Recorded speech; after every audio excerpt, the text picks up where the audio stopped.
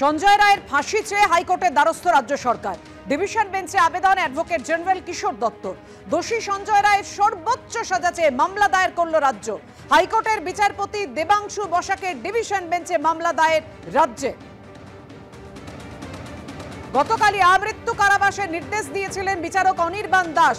আরজি করের যে ভয়ঙ্কর নৃশংস ঘটনা 9 আগস্ট কর্তব্যরত অবস্থায় চিকিৎসককে ধর্ষণ খুন, সেই ঘটনায় রায় দেয় গতকাল বিচারক এবং সাজা ঘোষণা করেন সঞ্জয় রায়ের আমৃত্যু কারাবাস। আর তার 24 ঘন্টার মধ্যেই তৎপর রাজ্য। ডিভিশন বেঞ্চে আবেদন অ্যাডভোকেট জেনারেল কিশোর দত্ত।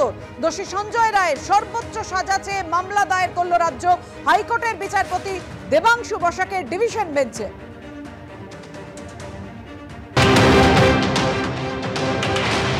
আপনারা দেখেছিলেন আরজি কর কেসে আমি বলেছিলাম আমরা ফাঁসি চাই।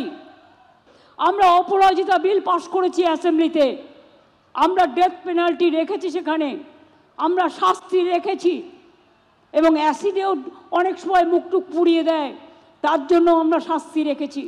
সেই বিল আমাদের পাশ করা নিয়ে এখনও কেন্দ্রীয় সরকার এবং ফেলে রেখে দিয়েছে। আমরা চাই সেটা একটা মডেল তৈরি হোক এবং দেশে এটা মেনে নেওয়া হোক। যাবজ্জীবন মানেটা কি? অনেক কেসে আমরা দেখেছি 2-3 বছরে বেরিয়ে গেছে, পেরোলে বেরিয়ে যায়। তারে অন্যায় করেও তাকে ক্ষমা করে দেব কেন বলবে?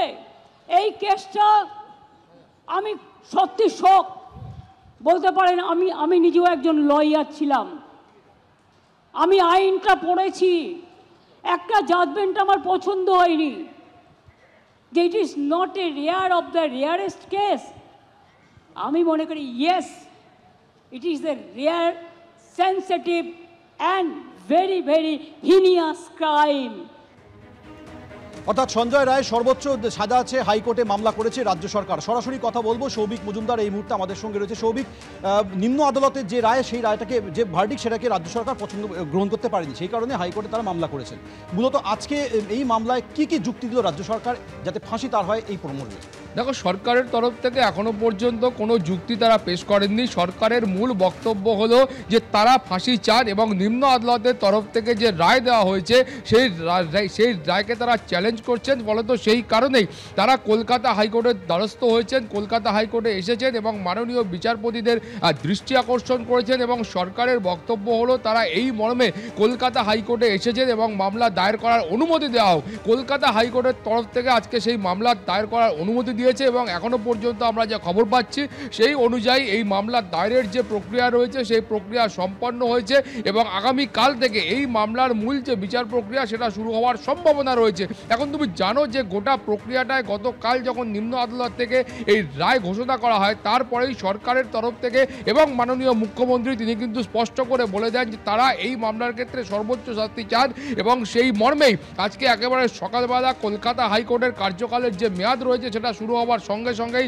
সরকারের তরফ থেকে যিনি মুখ্য আইনি উপদেষ্টা রয়েছেন অ্যাডভোকেট জেনারেল কিশোর দত্ত, তিনি কলকাতা হাইকোর্টের বিচারপতি দেবাংশু বসাকের এজলাসে যান এবং গিয়ে বলেন তারা নিম্ন আদালতের এই যে রায় হয়েছে সেই রায় তারা খুশি নন, তারা সর্বোচ্চ শাস্তি চাইছেন। ফলে সেই কারণেই তারা কলকাতা হাইকোর্টে এসেছেন এবং মামলা দায়ের করার অনুমতি দেওয়া হোক, সেই অনুমতি দেওয়া হয়েছে এবং আগামীকাল এই মামলার বিচার প্রক্রিয়া শুরু হওয়ার সম্ভাবনা রয়েছে।